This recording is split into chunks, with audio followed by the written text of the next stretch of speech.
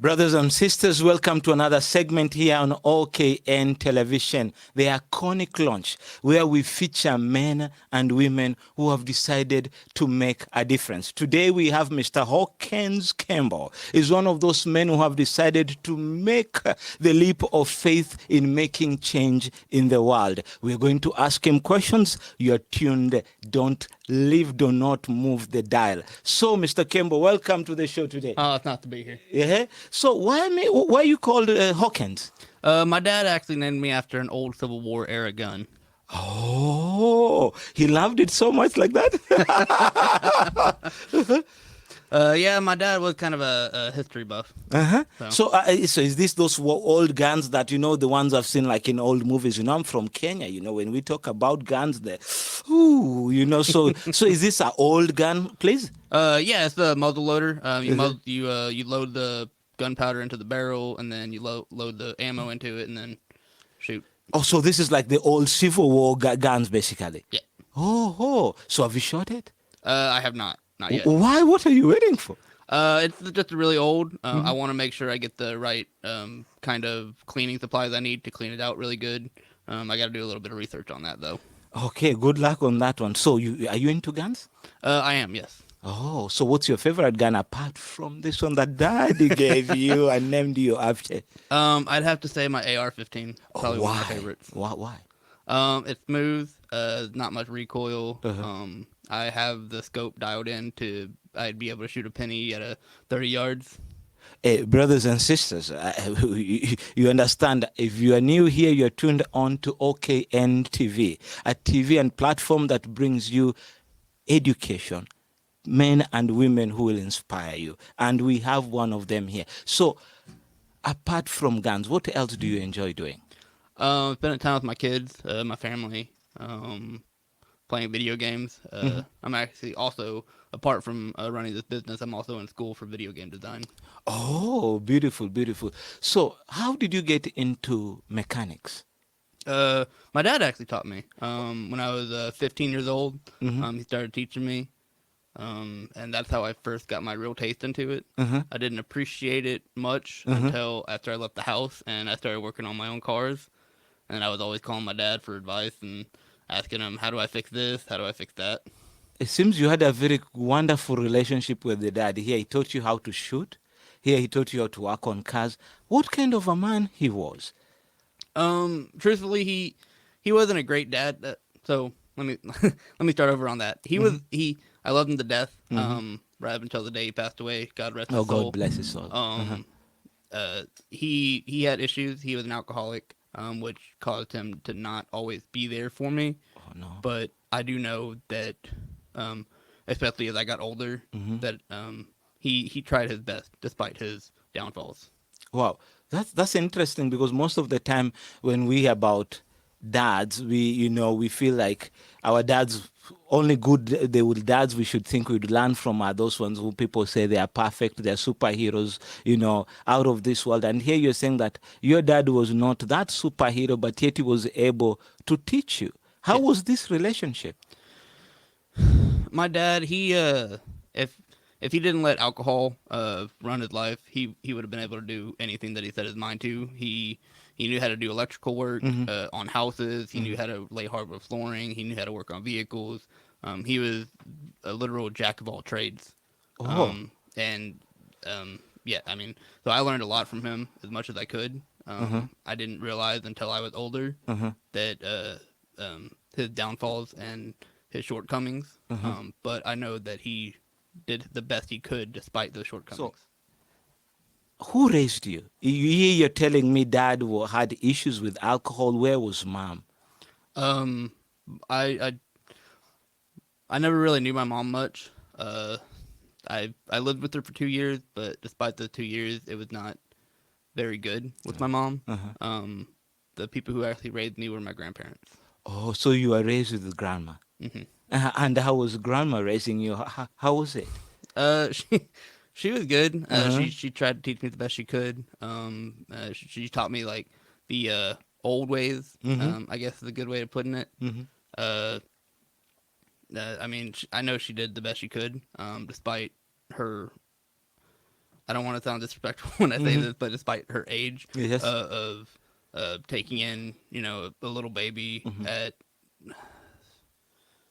she was probably 50 years old when she took me in. Wow. So Hmm. God bless her soul. She did a wonderful job. You see, now we are here. So now, when did you decide I'm going to start my business? When did that thought come? I'm a mechanic, and just dad taught you mechanic. Did you go to school before we go there? I did. After I got out of the military, I went to school at UTI, Universal Technical Institute, in Fort Worth, for a year and a half. First of all, thank you for your service. Now, so after learning that, and then how long were you in the military for? 8 years. 8 years, and then you left the military. Mm-hmm. And then were you deployed? I did. I deployed to Afghanistan. Oh, you went to Afghanistan. And then you came back, and then you left the military. Yes. So after that, you went to work. Were you employed? I was. I worked at a factory in Temple, and then I worked at a couple dealerships up in Fort Worth while I was going to school up there. I came back. I moved back down here to Temple, clean area. I worked at a few shops. That's when I met my wife. She had 2 boys already. We got married, and then I was a stay-at-home dad for 2 years. Oh, so hold on. So you met your wife, you got married, and you decided to stay home Yes. and take care of the boys. Yes. How did that come? Why did you decide you to stay home? And you were working, and she's working, and what does she do for a living? She is a nurse. So she's a nurse, so she makes good money just like you as a mechanic. But why did you personally said, hey, I'm the best person to stay home and take care of the boys? She had a good job. She enjoyed taking care of people. I didn't want to take that away from her. So I stepped up and was like, I'll stay at home with the boys. I'll quit my job. And then that's how it's been for the last 2 years until recently when I started my business. And how was it to stay? So what time are you supposed to wake up? Because I understand in America, in the house, if both of you are working, most of the time the kids have to be in school for at around maybe 8 a.m., 6 p.m. And if that is the case, what happens is that one of you have to drop the children. So is that why? Please explain for me how the process works of dropping, picking up, preparing children to go to school, because you have been there. Well, my wife would wake up because she gets up about 6:30 in the morning. She would wake up, get the boys ready for school. I would wake up shortly after that. They would have already eaten breakfast, so I'd just take them to school. I'd drop them off at school. I'd do some housework around the house, whatever I needed to keep myself occupied, and then I'd go pick up the boys at school. Wow. So basically, it's a full-time job being a stay-home dad. Yeah. It's not playing video games. No. No. Thank you for that. Now, when you were working at dealerships, what were observations? Were people being served right? Were people being given good deals?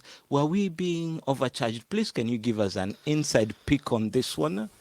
I don't want to talk bad about other companies. However, I did notice a trend with dealerships where they would upcharge the parts to be ridiculously expensive. Sometimes that's the only place you can get them, and you're left paying hundreds of dollars for a part that, rightfully should only be maybe like $30-$40. Just my opinion, not necessarily fact, but that's what I saw. Some of the customer service was not great.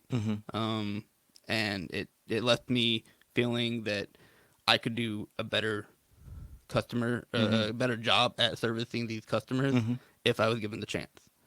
Wow. And that's where you decided, I'm going to go and be a mobile mechanic. Okay, go out there. And I understand you go to people don't come to you. Where did this thought come from, brother? In today's world, everybody has a really busy life. Yes. Me as an entrepreneur, I don't want them to have to put their life on hold. Yes. To come to me, especially for something as important as their vehicle. Yes. So I'm willing to go to their house, their job, whoever they might be, to service their vehicle for them, so they don't have to put their life on hold. So if I understood you correctly, I can I'll be at I'll be at my house, doing my chores, but outside you're working on my car. Yeah. Basically, it's a convenient way of serving me. You come to where I am. Basically, I turn where I am to be your mechanic shop. Exactly. So how do you feel when customers speak highly like this about you? First of all, you go there, their cars are not fixed.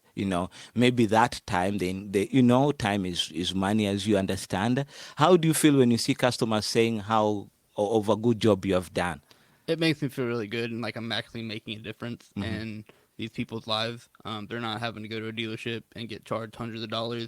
At most, 60, $100 is the most I've made from a customer, and that feels really good. Oh, good. And what was one experience you could share it with a customer maybe you found who was in an adverse-rated situation, and by you coming helping them, you just turned their day up and down? Recently I had a customer. His car would crank over, but it wouldn't start. And he had done like just about everything you possibly could think of to fix this issue. Replace the fuel pump, replace the starter, not the starter, the spark plugs, replace the ignition coils, did everything. So he called me, found me on Google. He called me. I told him, yeah, no problem. I can come out there. And in a matter of 20 minutes, I had his car diagnosed. Wow. And, unfortunately, he's not able to fix the car because it's a blown motor. Sorry. But I mean, I was able to save him time and money. Yes.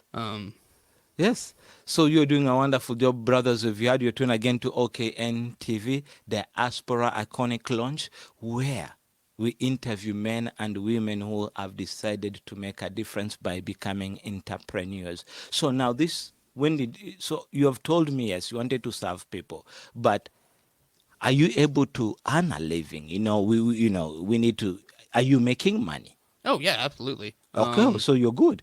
Are you making better money than when you used to work to dealerships? I'm sorry to ask. I would say yes, because whenever I worked for dealerships, we got paid flag hours, which is basically however much the book says is going to take that car to be fixed. That's how much we would make. If we did it in less time or more time, didn't matter. That's how much we were going to get paid.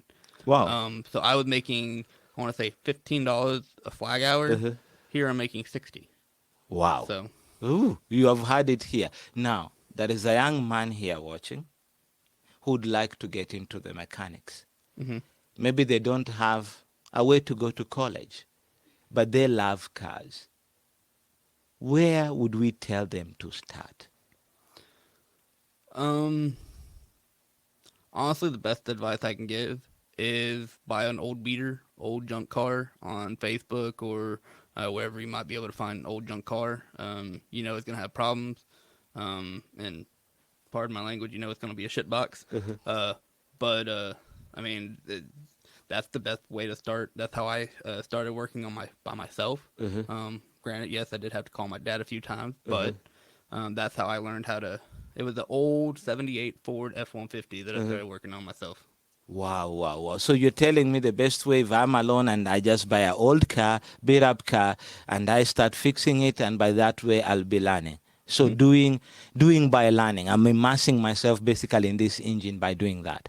Pretty much. And some people have different ways of learning. Some people, they learn from books. Some people are hands-on. In my experience, becoming a good mechanic has always been a more hands-on experience. So if you want to learn, the best way to do it is get your hands dirty and put your elbows deep in that engine. Good. So how do you get customers?